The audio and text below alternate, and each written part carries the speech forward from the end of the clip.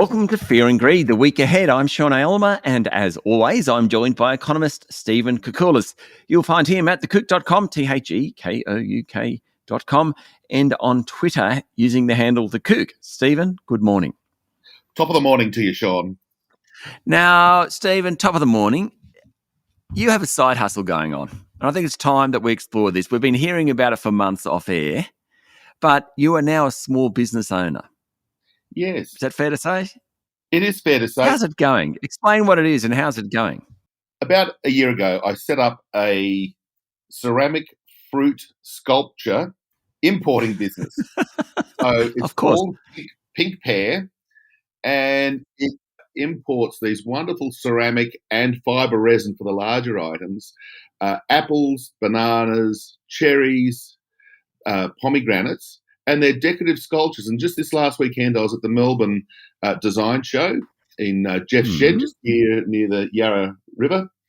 And it's people buying these sculptures for, well, decorative purposes, indoors, outdoors. And how's it going? It's going pretty well. Despite the economy weakening, and these items, I must confess, and some people have noted, they're not cheap, there are still people buying these things. I think they're tending to be of the demographic that are older people, so they probably don't have a mortgage. They've probably got a few $1 million in their super and they're buying these sculptures. So things are going well, thank you. And when we say sculptures, we're not talking small bananas here. We're talking a massive banana or apple or orange. They are. Well, they're up to 1.2 metres round for the cherry, with the stem made of a bronze, which are an extra 2.7 metres tall. So they're not for every veranda or balcony or anything. Not for the apartment necessarily. And without doing a little ad for the W Hotel here in Melbourne, they've actually got a graffiti apple next to their swimming pool, a great big one, 1.2 metres round. So, oh, wow. Yes. Okay, pinkpear.com.au, but we digress. We do. Last week, a bit of news around the economy. Labour force, we had the National Australia Bank Business Conditions and Confidence Survey, we had the Westpac Consumer Sentiment, but really Labour force was the big one. The big one, and it was a good result. Clearly, the Bureau of Statistics have a bit of trouble seasonally adjusting the data from April to May because of Anzac Day, Easter, and these sort of things. But putting that aside, it was still a great result. It was showing that after a very weak April, at least on paper, we had a 70,000 plus rebound in employment. The unemployment rate, which had ticked up to 3.7%, ticked down to 3.6%. Participation rate rose. So we've got this indicator of the economy that's, as my friends at the CBA were saying in their economics team, it's at odds with a lot of the economic news on the economy, with weak retail sales. And as you were saying, the consumer sentiment numbers were very poor. Business conditions, business confidence are both ticking lower. Not as bad as consumer sentiment, but still edging down.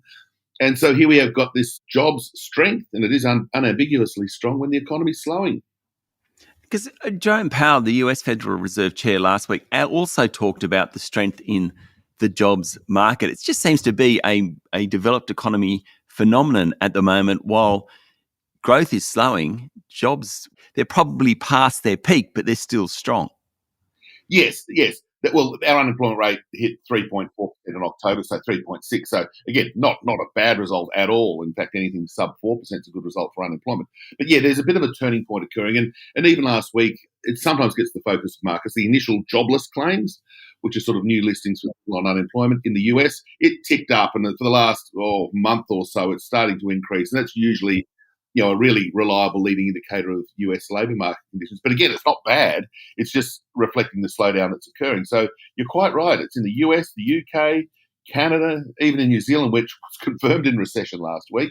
They had 2 consecutive quarters of negative GDP. Their labour market's still resilient. So do we end up in a recession here in Australia? And then what does happen to interest rates?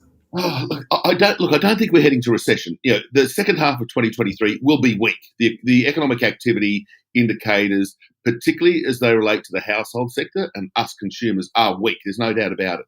We are responding to the interest rate hikes. We are responding to cost of living pressures. The fact that the cost of our basket of goods and services that we buy every month are increasing more than our wages. So, and that's been the case for well over a year now.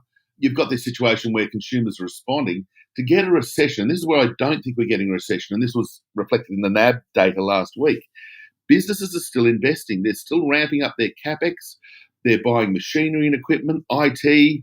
They're building buildings, things like warehouses for logistics and transport distribution. Okay, office blocks aren't being built in any great numbers because there's a bit of an oversupply there. But the bottom line on business investment will put a decent floor under GDP. And while us consumers are hunkering down and spending growth very, very weak, no question, to get a recession, you also need business investment to tick lower, and that ain't happening just now. And rates?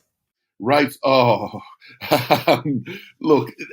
the RBA clearly, and even the Fed, who paused last week, have indicated that they've probably or possibly got another couple of hikes to go. Same story here from the Reserve Bank.